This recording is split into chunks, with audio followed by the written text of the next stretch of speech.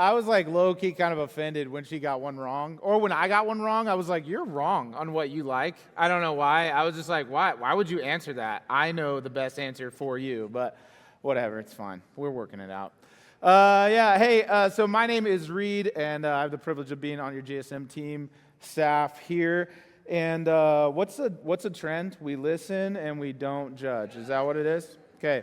So we're hopping into a series right now where we are talking about relationships. So over the next 3 weeks, we are going to give you guys some goals for relationships. So maybe you repeat that trend to yourself, right? We listen and we don't judge. Anyone with me? We listen and we...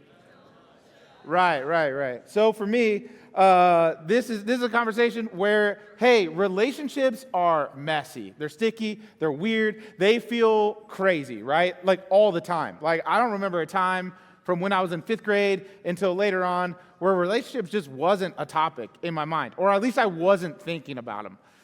And today, what we're talking about is being intentional with our future, right? Intentional with our future.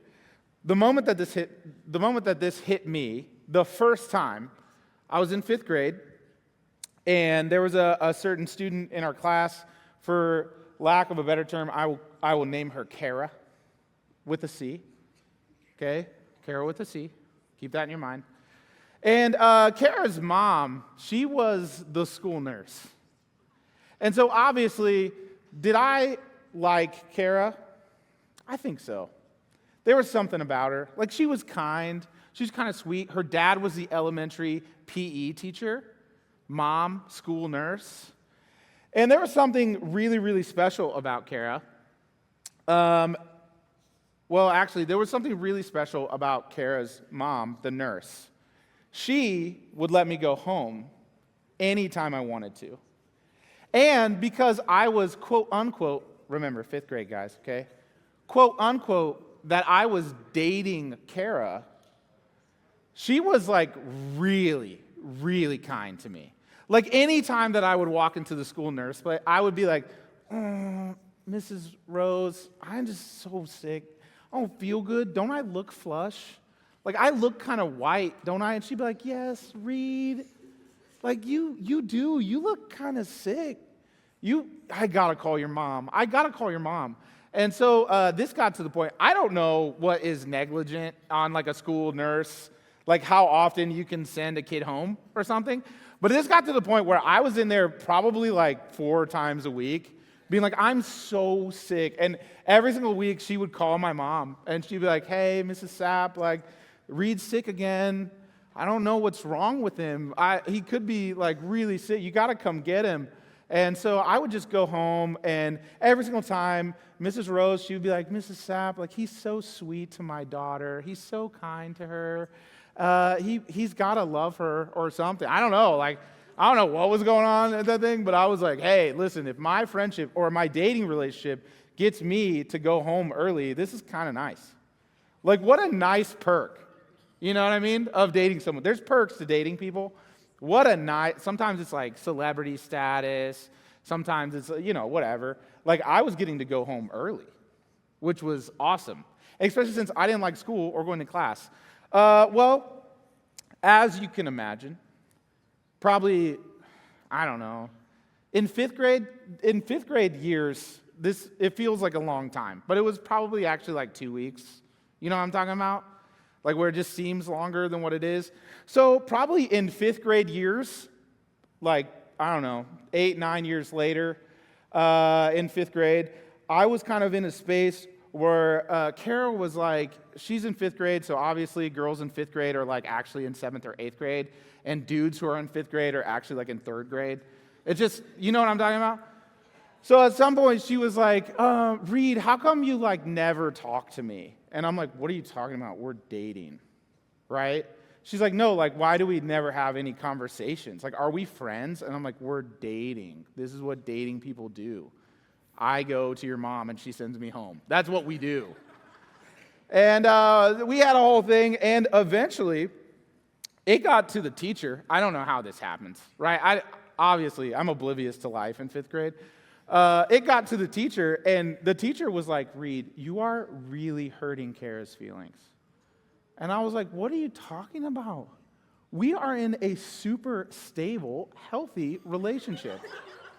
Right, I just know quotes, right? Like, I just know quotes that I hear from movies.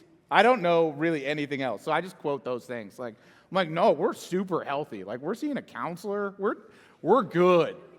And my teacher's like, no, listen, Reed, you are really hurting Kara's feelings.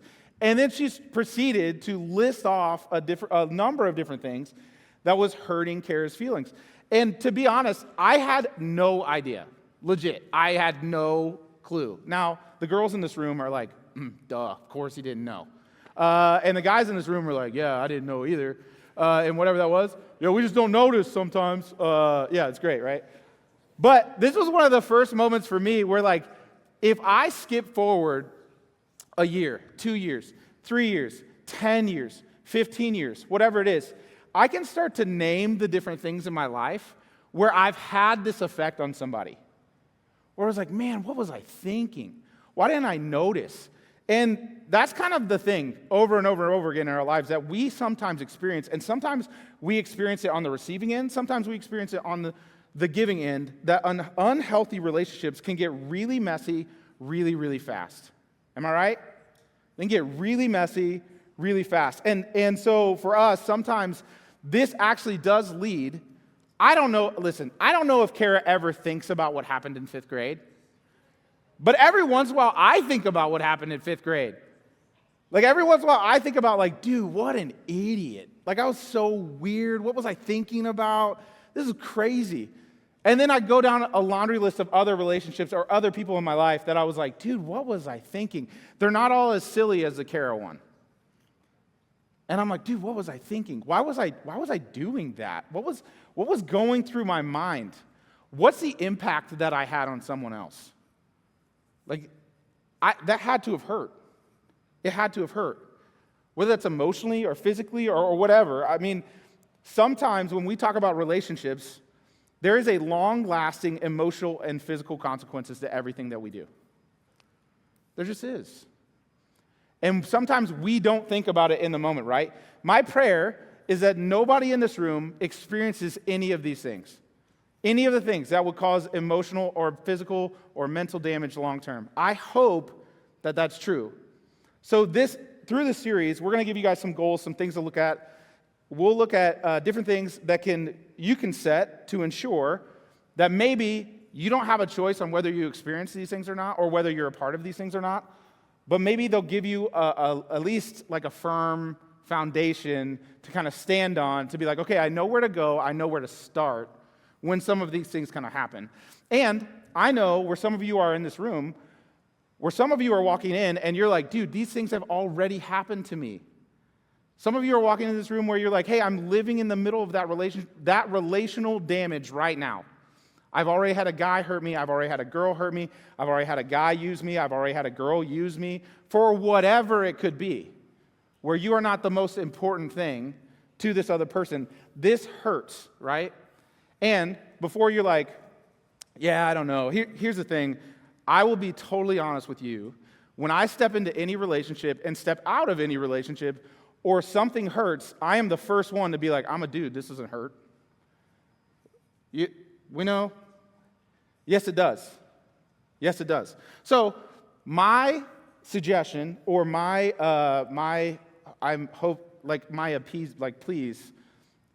plea would be, as we go through this series, just be honest about what hurts. Be honest about your emotions, about your feelings, and step into, like, nothing is too small, okay? So sometimes in relationships, we're like trying to convince ourselves, like, oh, it's not that bad.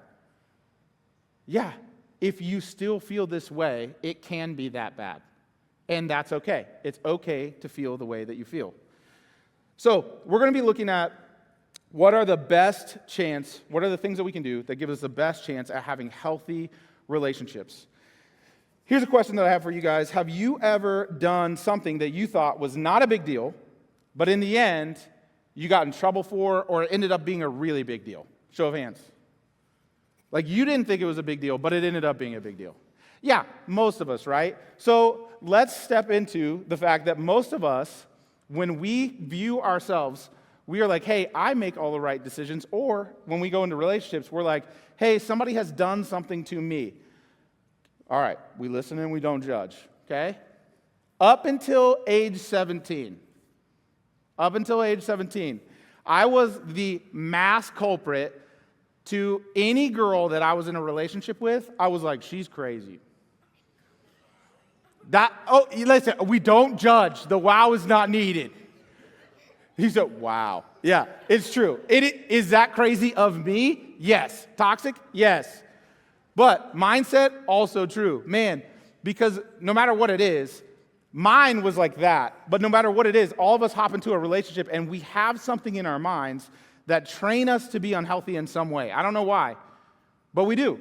We hop into relationships and we have things in our head that just aren't true. They're falsehoods about what relationships should be, what failure looks like, what we're afraid of, how vulnerable we can be. My family is not open talkers. We do not openly talk about anything that's emotional. We just don't do it. So going into relationships, it was weird, right? Girls, they want to do what? They want to talk about things that are emotional. And you're like, no, it's cool. You talk, me no share. Yeah, you turn into like caveman real quick. Me no share. You talk, me no. It's not good.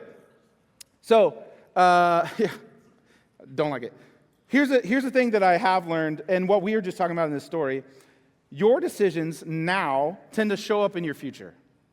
So, if we're talking about, hey, what do you want your future to look like? Your decisions that you make right now in every relationship that you have tend to show up in your future. So, the question is, what kind of future do you really want to have? Do you want to have one where you're always looking back? Do you want to have one that's filled with consequence, regret, poor decisions, things that you didn't really think through, if you're me, like things that you just didn't really think through? Why did I not think through that? I hurt people because I did not think through what I was doing in the moment. It kind of leads us into the Old Testament and Proverbs, and we got to go back all the time. What does God say that we should be doing about it? So we're going to hop in Proverbs 7, 6. We're going to start right there. While I was at the window of my house, looking through the curtain, I saw some naive young men, and one in particular who lacked common sense. Tough. He was crossing the street near the house of an immoral woman, strolling down the path by her house. It was at twilight in the evening as deep darkness fell. So, what does he notice in this scripture? They notice that there is a guy, and he's rolling down the street, and he is walking towards a really poor decision, right? He's walking towards it. The woman approached him, seductively dressed and sly of heart. She threw her arms around him and kissed him. That sounds tough. Sounds different. The basic gist of this story isn't really the wisest. The woman in the story definitely doesn't have the man's best interests at heart, but obviously, like, he's not any better in this story. So if you're like, hey, if you start going down the path in your mind where you're like, hey, the woman in the story is going to lead the guy astray type thing, just so you know, that can go both ways, right? A guy can lead girls astray, girls can lead guys astray, all kinds of stuff like that. So don't start thinking like, wow, it's just the Bible just says that girls do this to guys. Not true. Roles can definitely be switched. And to be clear, just because the man in the story doesn't have bad intentions necessarily, it doesn't mean that he's not at fault. Like, what he's actually at fault for is that he's just not thinking through what he's doing. He's just letting things happen to him as they come. So, this is a story of two people making poor decisions, not just one. Proverbs 7:21. So she seduced him with her pretty speech and enticed him with her flattery. Obviously, she's really good with words. He followed her at once, like an ox going to slaughter. He was like a stag caught in a trap, awaiting the arrow that would pierce its heart. He was like a bird flying into a snare, little knowing it would cost him his life. That seems tragic, right? Like a little Romeo, Juliet type tragedy. We don't really know like what that means for sure, of like how it like end his life, like in what way. Like all we know is that he is making a poor decision. He is going into making a poor decision, and in all of this, these are the recipe of things to poison relationships. So, in contrast, what do we look at that says, hey, how do we build healthy relationships? Well, first insight that we find through the scripture is selfish relationships can lead to guilt, shame, and a lifetime of consequences. So, like I said, we don't really know what this guy's, death looks like. Was it literal death? Was it death from, his marriage or something like that, like in an affair, whatever it was? But we know that it says there's a lifetime of consequences, right? There's a lifetime of consequences, whatever that may look like, for her, for him, anything like that. And did you catch how the man was described in the passage? Like an ox going to slaughter. He was like a stag caught in a trap. He like a bird flying into a snare, little knowing it would cost him his life. It would cost him his life. And for us, when we step into anything, we have to know that there are very real consequences in everything that we choose to do. When we invite someone else into life with us, there are very real consequences to that. Now, sometimes good, healthy, like end goals, that's great. Sometimes, with little thought and little preparation or little conversation, real, heavy, deep, hurt consequences. And like I said, I don't pretend. There are people in this room who are all on this spectrum of I've never dated anybody before. I've dated a lot of people before. I've gone too far before. I have not gone too far before. Whatever. We are very diverse in this room of what we have experienced. And there are people in this room who have done the hurting. There's people in this room who have been hurt. And so being very real about that, those types of lines of hey, what does death look like for me, is real. It's real. So that could be when we use a dating relationship to make us feel good, when it's all about us, when it's all about what we can have, what all we feel, our feelings. Sometimes why do we join? Be honest with yourself. Why do you get into a dating relationship in the first place? What is it about it? Does it feel good? Feels nice to get compliments? Feels nice to have somebody? Feels like a companion? I don't know. For me, I was always hey, I always wanted to be a dad. That's always been my thing. I've always wanted to be a dad. I thought it'd be great. So I'm dude, I got to get married at 11. I was I got to get married, dude. I was dude, my clock is ticking. I'm pretty sure. I'm 11. Dude, I'm getting old. I don't know what's going on. I got to have kids. God's called me to be a dad. I got to find my wife now. We got to settle on the prairie. I don't know. I didn't watch a whole lot of movies, so it was pretty much weird westerns that my grandpa was watching or something. So that's pretty much what I had in my mind of I was going to, put her on a horse and we were going west. Yeah, it's not good. It's not good. It's amazing what we latch onto at 11. But whatever that could be, kind of view, what are your motives? What are your motives for getting in a relationship? Man, if we're being really honest, really, really honest, I tell you, I love being wanted. I love being loved. I love that somebody would care deeply about me. I've always wanted that. Now, misguided and not prepared of what I should do with that emotion, man, that got me in trouble. That got me in a lot of trouble. From anywhere. The way that I behaved with the guys on our baseball team or our football team, man, I wanted to feel included. I wanted to feel wanted. I wanted to feel loved. So I'd do anything. This is what baseball guys do on our team. This is what football guys do on our team. This is how we behave. This is how we act. This is what we do. Whatever that could be, this is how we treat girls. This is how we do whatever. Man, I just wanted to feel loved. And I didn't care really necessarily about the other party, but man, if they made me feel loved and wanted in the moment, that's worth it. So what is it about that for you? Why would you want to get in a relationship? What is it about it? Is it selfish? I'm sure all of us have something in us that's a little selfish, right? We all do. So be honest about it. We all have something in us that would lead us astray into a selfish thought. And there's a number of different reasons on how we could be selfish. And maybe it's leading somebody on. Maybe it's hey, I'm actually in a relationship and I don't really have feelings for them, but I don't know where else to connect, and so I kind of fake my emotions just so we can still be together, but whatever. Selfish reason, right? Selfish reason. Or maybe you're like, hey, I'm kind of caught. Like, I like him and I like him, so like I'm gonna just like entertain both ideas. Pretty selfish, right? Or how we use people for what we want. Pretty selfish. The main reason people face dating relationship regrets in future years can be boiled down to this. They have regrets for having been selfish in those relationships. Man, I was just so selfish. Selfishness is actually the poison in which we poison ourselves. We poison our relationships. We poison everything else. Selfishness. See, godly, healthy relationships are built on selflessness and can lead to joy and fulfillment. So, godly, healthy relationships are built on selflessness and can lead to joy and fulfillment. Romans 12:10, it says, love each other with genuine affection and take delight in honoring each other. This is a completely different picture than selfishness, right? So, can you be really honest for a second? Any relationship that you've ever been in, any relationship that you've ever thought about getting in, is it described in that way? That there is genuine affection. Now, I don't mean like, oh yeah, I like you, you have a cute face. That's not what I mean, right? That's not what I mean. I mean genuine affection means, hey, I want to honor and respect you. So, girls, guys in the room, when you're around someone that you want to get in a relationship with, do you feel honored and do you feel respected?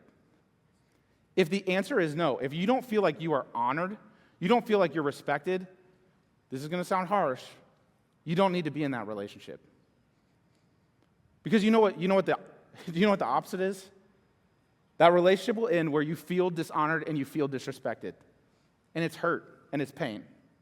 And you're asking for it. I mean, like, you're not asking for it, but gosh, man, the cards are stacked against you. Because we, true, genuine, real affection, are meant to love each other, honor each other, be with each other in absolute selflessness. Like, you sit across the table from someone and they can put your needs above their own over and over and over again. You might be in a relationship and you might be like, man, I feel like that doesn't even describe my relationship. Or you might think of a relationship, or you can definitely think of a relationship you know people who have been in where you're like, man, that is not how I would use to describe what's going on there. So, the other part of that message where it says, take delight in honoring each other. Honoring each other means going out of your way to show acknowledgement of someone else's worth, their value, their truth. And if we are being good disciples, followers of who Jesus is, then everyone we come across, especially someone that you're going to enter a dating relationship with, needs to feel that. Honor, respected, loved, integrity into who they are, speaking into who they are, honoring who they are, noticing that they are worth something, that we respect each other. So let's recap real quick. Selfish relationships can lead to regrets, negative consequences, and pain. Selfless relationships can lead to joy and fulfillment. So what do we do with this now? Well, everything's about the future. So one thing that you can do right now is think about the future while you're single. This is the best time to think about the future. It's the best time. What are you doing now in your life that sets you up for a possible relationship? It doesn't mean you have to be in a relationship. Don't hear me be like, hey, all of us in this room, we need to be in a relationship. That's not what I'm saying. We don't. If you're single and you are following God with everything in you, that's great. If you're in a relationship and you're following God with everything in you, that's great. You are following God with everything in you and everything that you do. So, what do you need to do? One easy step for thinking about the future while you're single, make lists of what is important to you. Make lists of what is important to you. Is it someone who honors and respects and loves you and views you with integrity and views you as a child of God? If that's, write them down. See, the problem with the guy in the story of Proverbs is he had actually no thought outside of the moment right now. And some of us are caught in that trap sometimes, the right now versus the not yet. And so some of us are caught in that moment where we are like, hey, we are stepping into whatever comes our way right now at this moment. And in reality, what we should be looking forward to is what we could have in the future. Hey, am I preparing my own mind, my own life for what could be in the future? That's what I'm looking for. So make a list about what you are willing to have and what you don't want to have. Like, that might sound crazy to you, but it's fine. Make a list of what you don't want. And then make a list of what you do want. The second thing is, think about the future when a relationship is just starting. Use integrity and selflessness in how you start relationships. If you don't look at somebody and you are like, man, they are just purely capable of being selfless, don't enter into a relationship with them. Because you know what? Your whole relationship, you'll be going to your friends, you'll be going to your mentors, you'll be going to other people, and you'll be like, why are they so selfish?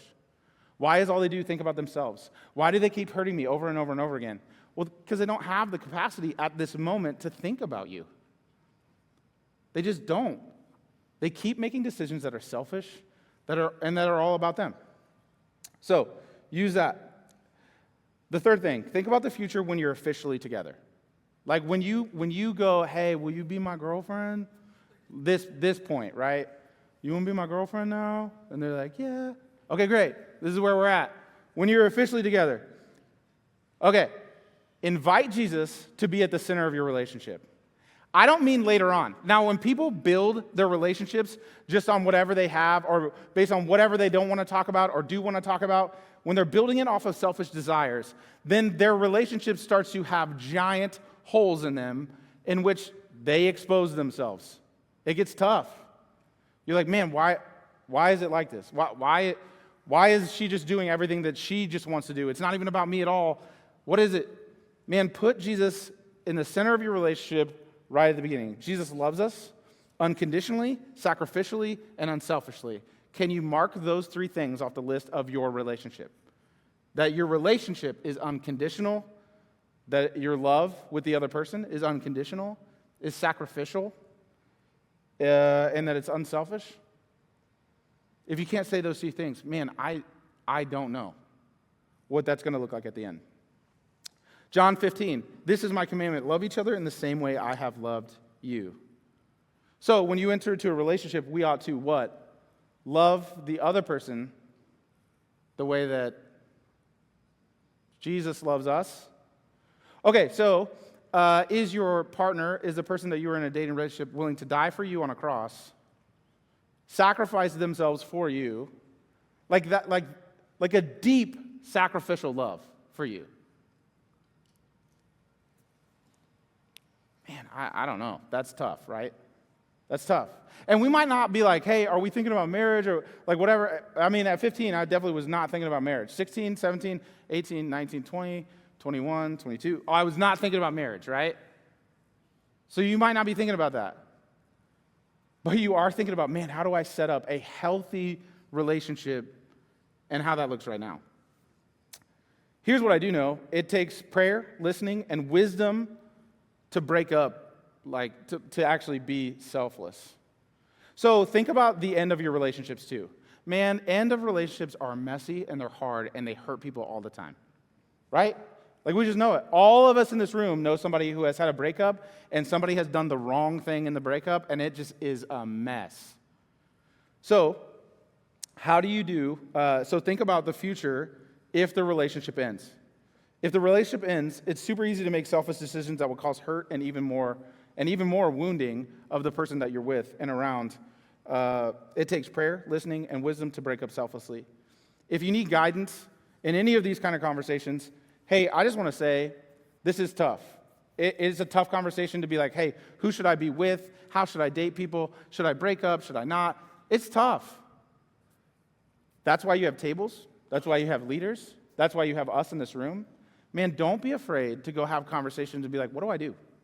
What do I do? How do I honor and respect the person that's in front of me right now? So do that. They're going to sing, well, band's going to come, sing one more song. And as we do sing this song, all I want you to do is, I want you to sit, you can stand, you can do whatever you want. But what I want you to do is think about, in your mind, like, what do I need to do next? Do I need to prepare myself? Like, am I actually the problem? Am I a little bit too selfish? What do I need? What do I need to do? God, what do I need to step into? Or if you're in the boat where you're like, man, I'm just hurt, actually. I've had a lot of poor relationships, and I'm hurt, and I don't know what to do. I just know that I should talk about it. Whatever that could be. Just, hey, God, what should I do? So spend this next song, this next moment, just thinking about, for you, what you should be doing. So we'll pray, and then they're going to sing. Father God, we love you. We praise you. And God, you've given us a beautiful, messy gift of relationships. And so, God, not only do we thank you for that, but also, God, we know that there's a big, heavy weight to that as well on all of us. And so, God, help us steward the relationships that you've given us really well. Help us love the people around us really well, whether we're in relationship with them or not. And God, I just pray that if there's people in this room that are hurting, that you just give them a sense of peace, that they are loved, that they are worth something, and they are extremely valuable. And God, if there's people in this room right now who have done the hurting, God, I pray over them too. Like, it actually hurts when you hurt people. And so, God, I pray a sense of peace over them as they think about the things that they've done, that they've been involved in, or the careless ways in which we've acted. God, we all just want to be a little bit more like you. So we praise you. We love you. Speak to us in this time. Amen.